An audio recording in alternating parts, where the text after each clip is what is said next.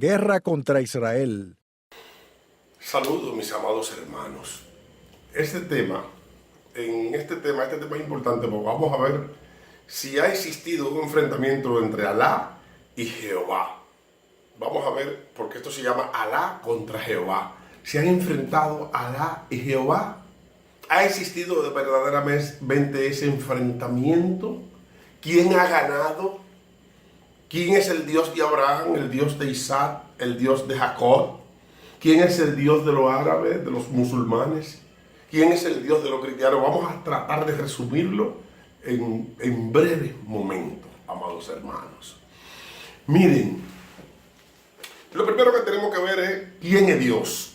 Si Dios es un Dios que existe para los propósitos que nosotros tenemos, o Dios es un Dios soberano que hizo el mundo, hizo el universo, hizo el hombre y hizo todo lo que tenemos hoy en día, como dice el libro de Juan.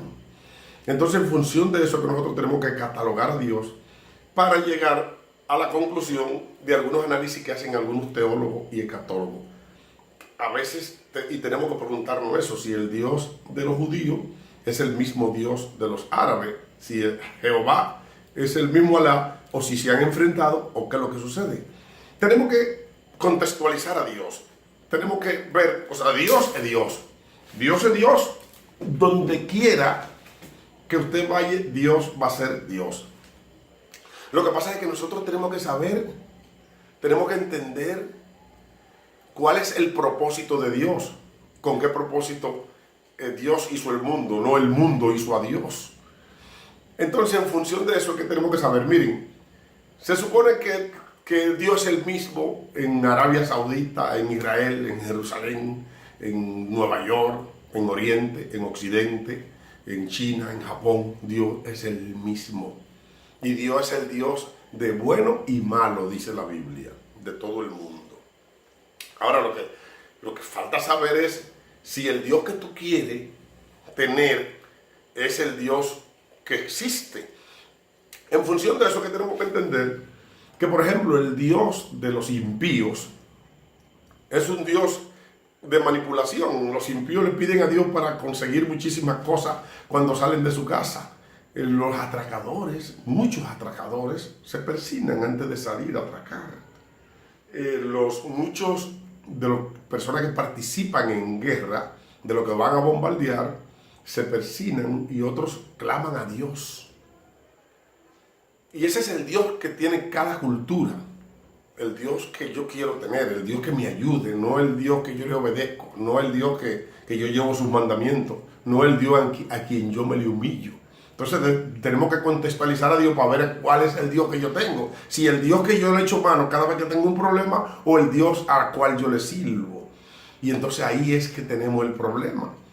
Que nosotros a veces queremos tener un Dios esclavo, un Dios que hace lo que yo quiera, un Dios que yo voy con un grupo de granada, me meto en un sitio y diga, ¡viva Dios! Y Dios, entonces, se glorifica con esa granada que yo puse. Eso existe. Es Dios un Dios de destrucción. La Biblia dice que cuando Dios mandó a destruir a la ciudad de Sodoma y Gomorra, fue Él que mandó. Nadie dijo, ven, destruye a Sodoma. Igual sucedió en Jericó. En Jericó no fue que alguien dijo, vamos a destruir a Jericó, Señor. Y dijo, oh, pues está bien, destruyalo. No. Eso fue decisión soberana del Señor. Entonces nosotros tenemos que saber a qué Dios le estamos sirviendo. Tanto esto yo lo sugiero para toda la cultura, para todas las religiones. Le sugiero a los cristianos, le sugiero a los árabes y le sugiero a los judíos que piensen bien a cuál Dios es que le estamos sirviendo. Y después que meditemos en qué Dios nosotros le estamos sirviendo, si es el Dios esclavo que muchos tienen, el Dios que hace lo que yo quiera, el Dios que yo voy a una guerra para que me apoye y es el Dios, o es un Dios de la cual yo tengo que estar humillado ante Él, escuchando su voz, escuchando su palabra, hacer su voluntad y hacer los mandamientos que Él me mande. Nosotros tenemos que definir eso. ¿A cuál Dios le estamos sirviendo? Si es al Dios que nosotros creemos que es nuestro Dios, que nosotros nos servimos de Él, o si es el Dios al que nosotros le servimos. En función de esto que vamos a hacer este pequeño análisis y vamos a entrar en materia de una vez. Miren, las tres principales religiones monoteístas del Medio Oriente salieron de un solo palo. salieron de Abraham. Y de ahí comienza el conflicto. El conflicto entre los judíos y los árabes no comenzó el día que los árabes fueron y ocuparon Jerusalén. No comenzó en el año 600 cuando Mahoma vino y ascendió al cielo y puso la mezquita y después los otros árabes pusieron la mezquita donde está el templo de Jerusalén. No comenzó el día que el 14 de mayo de 1948 cuando los judíos fueron restaurados en su tierra. Egypt? No. Soviet Union? Yes. United Kingdom? Abstain. The United States? Yes.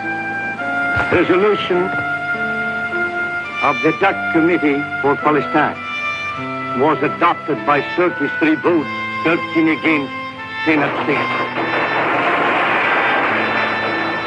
No, el problema árabe e israelí no comenzó ahí, comenzó en el Génesis. Todo comienza, todas las religiones, principales religiones monoteístas, comienzan en el Génesis, el cristianismo, el judaísmo y los musulmanes, los que estudian el Corán. Estas personas, esta religión comenzó ahí. Y comenzó todo cuando Dios llamó a Abraham, un señor que recibió un llamado del Señor. Dice Génesis capítulo 12, pero Dios había dicho a Abraham: vete de tu tierra y de tu parentela y de la casa de tu padre a una tierra que yo te mostraré, y haré de ti una nación grande. Bendeciré a los que te bendijeren y a los que te maldijeren maldeciré, y serán benditas en ti toda la familia de la tierra. Y usted me va a preguntar, ¿pero qué tiene que ver Abraham con el conflicto palestino-israelí? ¿Pero qué tiene que ver Abraham con el conflicto entre los árabes y los judíos? Sencillo. Ese es el origen de los árabes. Abraham, este llamado de Dios, es el origen de los árabes y es el origen de los judíos. Los dos, los judíos y los árabes, descienden de un mismo tronco, descienden de Abraham. Y el conflicto está porque la esposa de Abraham, Sara, era una mujer estéril que no daba luz. Entonces en el capítulo 15 de Génesis, si le dan seguimiento a lo que estoy diciendo, podrán darse cuenta de dónde viene el conflicto. En el capítulo 15 de Génesis, Abraham le dice a Dios que él no lo va a heredar hijos de él porque la mujer de él es estéril, sino que lo va a heredar un damaseno que él tiene, un siervo que él tiene. Y entonces Dios le dice: no te heredará ese, sino que tú tendrás un hijo y tu descendencia, sal afuera y mira a ver si puede contar las estrellas. Dice que serán como la arena del mar y como las estrellas, la descendencia de Abraham. O sea, Dios le promete en el capítulo 15 de Génesis, Dios le promete a Abraham un hijo. Pero ¿qué sucede? Que ahí mismo, ya Sara se desespera, escuche bien, se desespera y le dice a Abraham que se va a quedar sin descendiente y que para que su familia no se quede sin descendiente, le dice: llégate a la esclava Agar y le crea hijo con ella para que tenga descendencia. Y Abraham le hace caso a Sara, su esposa, y va y tiene una relación con la esclava Agar. Y de esta relación, escuche bien que aquí comienza una de las partes en conflicto. De esta relación nace Ismael. Ismael es el padre de todos los árabes.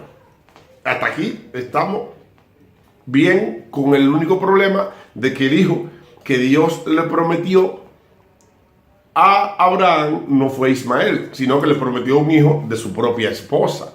Porque Dios no te da hijo de fornicación, Dios no te da hijo de esclavo, Dios no te da hijo de la calle, sino que Dios te da hijo de tu esposa. Entonces, luego viene Dios y se le presenta de nuevo en un lugar a Sara y Abraham y le dice: te voy a dar un hijo. Vuelve y le repite la promesa. Dice la palabra, dice la Biblia, que Sara se echó a reír y que Dios le dijo: ¿por qué te ríes? ¿Acaso hay algo imposible para Dios? Entonces se produce la promesa de Dios y nace el hijo que Dios le prometió a Abraham. Nace Isaac. Entonces aquí nació Isaac, de donde descienden los israelitas. Si me dan seguimiento, se van a dar cuenta cuál es el origen del conflicto palestino e israelí. Cuando nace Isaac, nacen los israelitas. Entonces, en el capítulo 21, creo, de Génesis, la esclava junto con su hijo Ismael se estaban burlando de Isaac, de donde descienden los israelitas. La madre de Isaac, que era la esposa, Sara, le reclama a Abraham que Ismael y su esclava se están burlando de Isaac, de donde descienden los israelitas. Entonces Abraham envía a la esclava con su hijo Ismael a la montaña, lo saca de la familia y lo bota, porque Sara dice, no va a heredar más. Este es un conflicto que Dios interviene y Dios le dice, según la Biblia, Dios le dice, Abraham, hazle caso a Sara. Vamos a ver. Entonces, esto que Génesis presenta en su capítulo 22, es el primer conflicto del medio, que lo que sería un conflicto duradero para siempre en el Medio Oriente, entre Isaac y su descendiente, y entre Ismael y su descendiente. Posteriormente, Isaac tiene dos hijos que se llaman Jacob, dos gemelos, Jacob e Esaú. Jacob le quita la primogenitura a Esaú, y entonces Jacob tiene 12 hijos, de los cuales vendrían las 12 tribus de Israel, lo que es el pueblo de Israel hoy en día. También Ismael se casa, y dice la Biblia que de él nacieron 12 príncipes, y estos poblaron la tierra. Y Dios también bendijo a Ismael, dice la Biblia.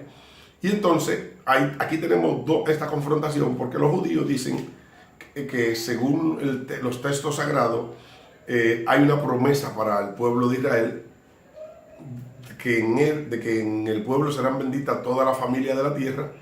Y los musulmanes, la religión islamista, dice que el hijo primogénito de Abraham es Ismael. Lo que sucede es que Abraham tenía, que no era que Agar era una esclava, sino que Abraham tenía 2 esposas, y que son hijos de 2 esposas y que tienen el mismo derecho. Los islamistas se atribuyen también que en ellos serán benditas todas las naciones de la tierra. El asunto es claro.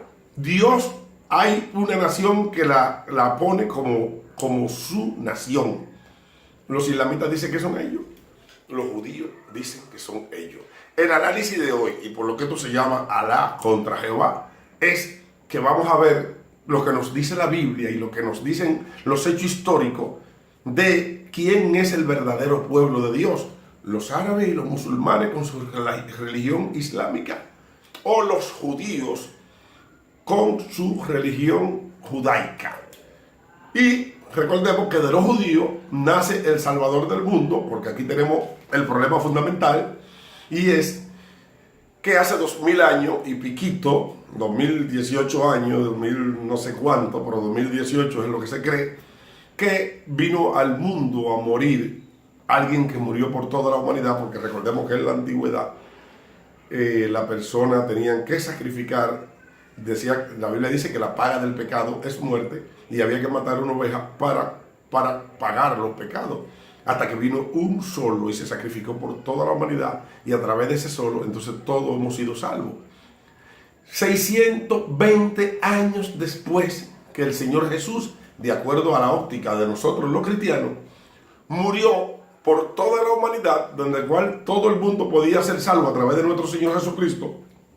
600 años después, entonces aparece en el escenario un señor llamado Mohamed o Mahoma, que es el padre de toda la religión islámica que tenemos hoy.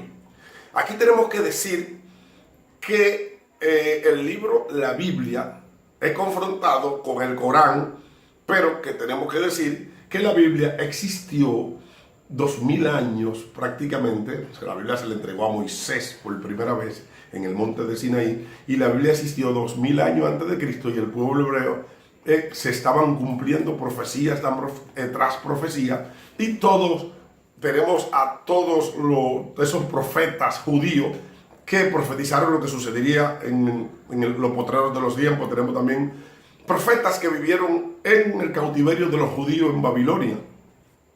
Sin embargo, el libro del Corán aparece en el año 600 después de Cristo, cuando un señor llamado Mohammed aparece, y el Corán es escrito por revelación a Mahoma. O sea, el libro del Corán es escrito por un solo hombre y ya la Biblia existía. Tenemos que decir que la Biblia no es un solo libro, sino son 66 libros escritos por aproximadamente 40 autores en un periodo de 1500 años. Y todos esos libros, con todos esos autores, con todos esos años, cuenta la historia del amor de Dios por la humanidad. Por eso yo como hombre, como ser, como ente, yo prefiero creer en lo que creen en la palabra de Dios, la Biblia, porque la Biblia es un libro donde hay más testigos. Es imposible que esos 40 autores que escribieran la Biblia se pusieran de acuerdo porque vivieron en un periodo de 1500 años. O sea, Moisés, que fue que escribió los primeros 5 libros del Pentateuco, no conoció a Jeremías, ni conoció a Isaías, ni conoció a Ezequiel, ni conoció a Amós, ni ninguno de los profetas mayores, ni ninguno de los profetas menores. Y todo esto es el compendio de ese sustancioso libro que se llama la Biblia, además de que la Biblia tiene datos históricos, espirituales increíbles. En la Biblia podemos descubrir, en Génesis capítulo 11, podemos descubrir que ya se hablaba del asfalto, del petróleo que hoy en día está en el Medio Oriente. La Biblia hace esa mención, la Biblia es un libro rico. El Corán, con todo el respeto, no quiero demeritar el libro del Corán, pero fue hecho por un solo hombre que Dios lo inspiró. Para no decir supuestamente ni nada, sino para respetar a los hermanos islamistas. Pero es un solo hombre que escribió el Corán, mientras la Biblia la escribieron alrededor de 40 hombres. Pero vamos al punto. Se han confrontado Alá contra Jehová. Este conflicto de Ismael contra Isaac trascendió los tiempos. Aunque el pueblo de Israel se enfrentó a partir del año 600 después de Cristo, es cuando el pueblo de Israel se enfrenta a los islamistas. El pueblo de Israel tiene un grupo de enemigos, los amonistas, los eteos, tiene un grupo de enemigos, los cananeos, porque ocupan la ciudad de Canaán para ocupar la tierra prometida, y la ciudad de Jerusalén, que recordemos que el rey David vivía en Jerusalén. Entonces, después, en el año 70 después de Cristo, el general Tito, hijo del emperador Vepusiano, viene contra Israel, y todos los amados hermanos israelitas, judíos, eran judíos los que vivían ahí, específicamente la tribu de Judá y la tribu de Benjamín, que componían todos los judíos, son sacados de manera compulsiva de la ciudad de Jerusalén y puestos en el exilio. Y este pueblo duró, escuche bien, este pueblo duró 1900 y pico de años deambulando. Y existía una promesa, la promesa que está específicamente en Ezequiel 37, que decía que el pueblo de Israel sería retornado a su tierra. Y esa es la profecía por la cual se enfrentan Jehová y Alá. O no que se enfrenta a Jehová y Alá como Dios, sino que los enfrentan los que manipulan los dioses. ¿Qué sucede? Que sucedieron muchísimas cosas, los judíos no recuperaron su tierra más, hasta que después de la Segunda Guerra Mundial se hicieron muchos movimientos, y específicamente el 14 de mayo de 1948, las Naciones Unidas se reúnen y se declara por fin el Estado de Israel. Lo impensable, escuche bien, lo impensable sucedió. La restauración de un pueblo que tenía 1900 años, ningún pueblo ha durado 1900 años para regresar a su tierra. Israel lo logró, cumpliéndose así más de 10 profecías que están establecidas en la Biblia. Pero ¿qué sucede? Que Israel, el día que fue declarado por las Naciones Unidas el 14 de mayo, vinieron a su tierra y comenzaron a jugándonos y ahí a vivir en paz. No.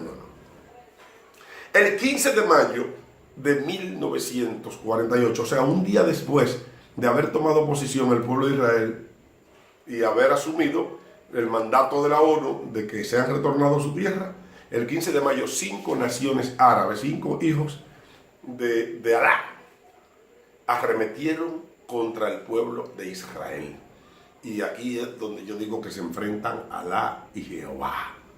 La población judía de Palestina era de tan solo 600,000 personas cuando comenzó la Guerra de la Independencia, pero de esa pequeña comunidad surgió un grupo de personajes de excepcional valor. Era una generación de las que se esperaban granjeros y agricultores, pero se hicieron líderes de una serie de tumultuosos acontecimientos. David Ben Gurión era jefe de la inteligencia judía y llegó a ser primer ministro de Israel.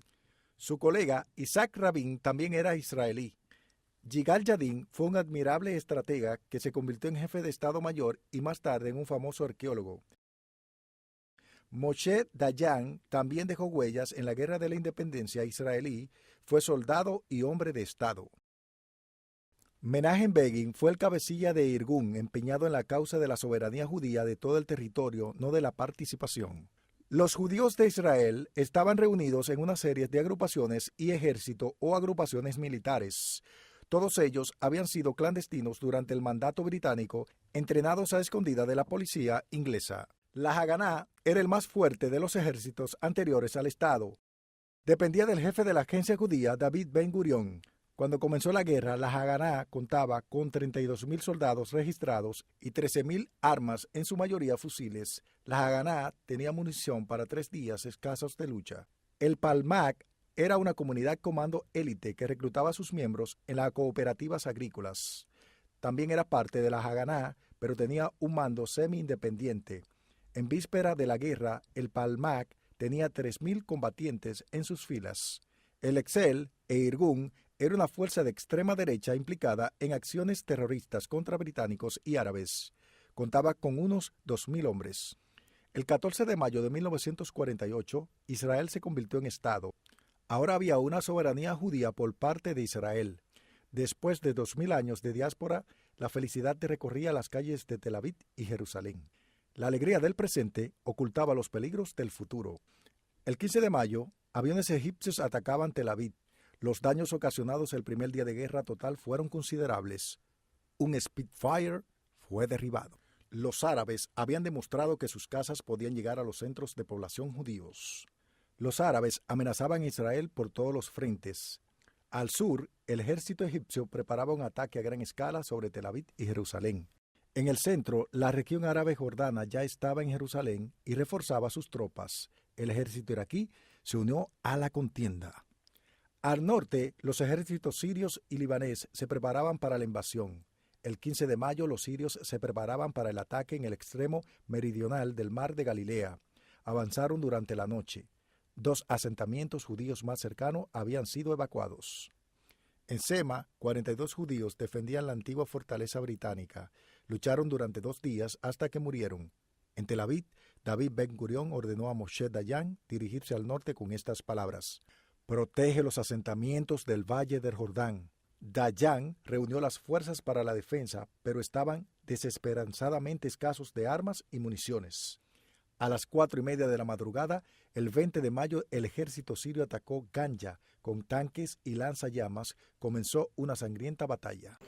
Todos los expertos en armas, en asuntos bélicos, decían que más fácil se abriría el mar muerto, el mar que cruzó Moisés, a que los judíos ganaran esa guerra. Porque eran 5 naciones que venían de la Segunda Guerra Mundial bien armados, con lanzallamas y con todo tipo de armas, mientras que el pueblo de Israel no tenía ejército porque estaba recién constituido, tenía un día. Tenían apenas algunos guerrilleros que se denominaban la Haganá, y estos guerrilleros no pasaban de 30,000 soldados, mientras que los soldados islamistas eran más de 200,000, aparte de todo el apoyo que le daban las otras naciones árabes. Las naciones árabes son más de 22. Entonces aquí es donde los árabes arremeten contra Israel. ¿Con qué objetivo? Con un solo propósito: de que Israel no retorne a su tierra, para que no se cumpla la profecía que está en la Biblia, y para que el Dios que dice que a lo que sirven los israelitas se caiga. O sea, si ellos, dijeron los islamistas, regresan a su tierra, se va a cumplir esa profecía y no habrá quien aguante. Esta gente se van a envalentonar y van a decir que su Dios lo puso ahí. Esta era la causa por la que todas las naciones árabes, aunque solamente habían 5 naciones o 7, todas las naciones árabes estaban aún apoyando por debajo a los musulmanes para que destruyeran a los israelitas y para que no pudieran ganar y triunfar en la guerra en la guerra de la restauración del pueblo de Israel, la guerra de la independencia de Israel, como le llaman. Había que tratar de boicotear, había que tratar de sacar a los judíos de ahí, de derrotar a los judíos, porque si se quedaban ahí, se iba a cumplir una profecía, y entonces el Dios, Jehová, que en términos de pueblo, su pueblo, el pueblo de Israel, tenía un bajo perfil de Jehová, porque Israel estaba desolado por todo el mundo, aunque Jehová sí estaba trabajando, porque hay que ver todas las hazañas que después en otro video yo les voy a decir que hacían los israelitas. ¿Qué sucede? Que los musulmanes hicieron lo indecible para que Israel no tomara posesión, para que no se cumpliera la profecía de la restauración del pueblo de Israel que estaba en la Biblia en Ezequiel 34. Y aquí es donde yo creo, y le digo a ustedes, que se enfrentaron los dos dioses. El dios de la guerra que los musulmanes tienen como Alá, porque también hay un Alá que tiene un dios, y tú asumes tu dios, el dios musulmán, como un dios de amor y de misericordia, no un dios de guerra. Bueno, pues entonces tú tienes al dios correcto. Mientras que si tú tienes un dios de odio, porque es que hay muchos amados, y esto tenemos que decir lo que existen de los dos bandos, pero hay muchos amados hermanos del Medio Oriente que le enseñan a los niños desde pequeños a odiar a los judíos. Y esa persona que lo enseñan a odiar a los judíos, le están instruyendo mal, porque lo están instruyendo en el odio, en la falta de amor. Y ese Dios no existe en ninguna parte del mundo. Por eso digo que muchos islamistas tienen al Dios verdadero, tienen al Dios de amor y de misericordia, pero lo que tienen al Dios de la guerra, al Dios de la venganza, al Dios de la destrucción, no tiene ningún Dios. Este Alá de la destrucción, que se llamó para destruir al pueblo de Israel en 1948, es el Alá que no existe en ninguna parte. Y esa fue la confrontación que se hizo, mis amados hermanos. Miren, no podemos manipular a Dios. En función de eso, es que tenemos que decir que hay 3 guerras que que Jehová le ganó a Alá. La guerra de la independencia del pueblo de Israel la ganó Israel y su Dios, Jehová. La guerra de los 6 días, donde Israel recuperó a Jerusalén, porque en la guerra de la independencia, cuando la ONU lo pusieron ahí por medio de la resolución, Jerusalén lo declararon territorio internacional, no se lo dieron a Israel. Pero en la guerra de los 6 días, Israel retomó a Jerusalén.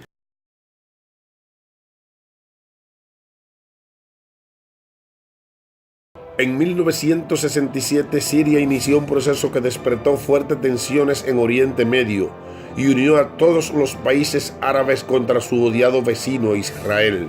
Pero subestimaron el potencial militar y los recursos de este pequeño estado.